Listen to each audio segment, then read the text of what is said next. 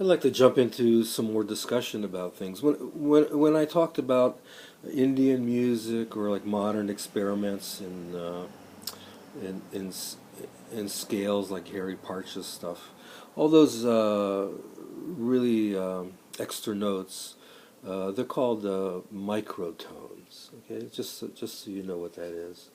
Another thing that I really wanted to catch up on is when I talk about having the note and then its overtones.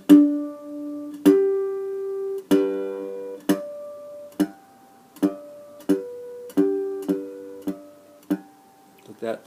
There's another name for naming besides overtones.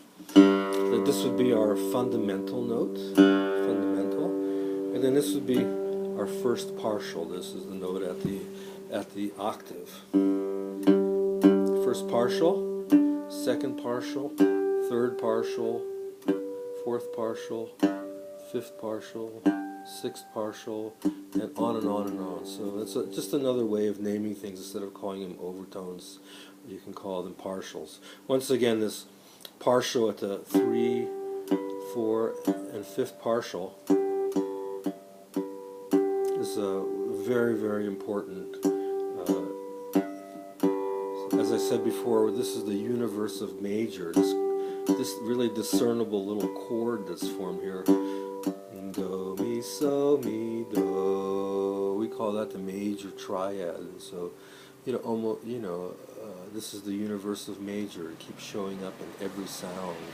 And we base everything that we do with music on this particular relationship that's going on here. So the other thing I want to tackle now is, so we have all these partials or overtones that are, really high frequencies. As I said before, if you take an octave and divide it in half, you end up with your fundamental note. You hear the octave as a very closely related note. It's, indiscernible to us other than being the same note, except it's just moving a little faster, or if we have it, it's moving a little slower. Have it again, now it's 4 times slower than the original vibration that we had, but we still hear it as the same note in essence.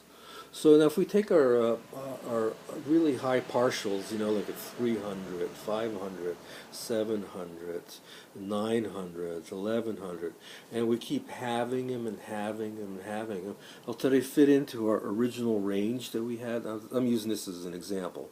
We had a starting frequency of 100, and we have an octave higher at 200. If we keep bringing those upper partials down by half, by half, by half, what we eventually end up having is something that we call the major scale. And that would be one, those higher frequencies. I'll just give you a quick example. 300 divided by half is 150. Okay, so that fits into our range between 100 and 200. Just stick that in there. That becomes one of our notes. So you keep doing that with all the other partials, bringing them down, and you form what's called a major scale. We give those numbers, those first 8 notes, we give them numbers. We just do 1, 2, 3, 4, 5, 6, 7, and 8.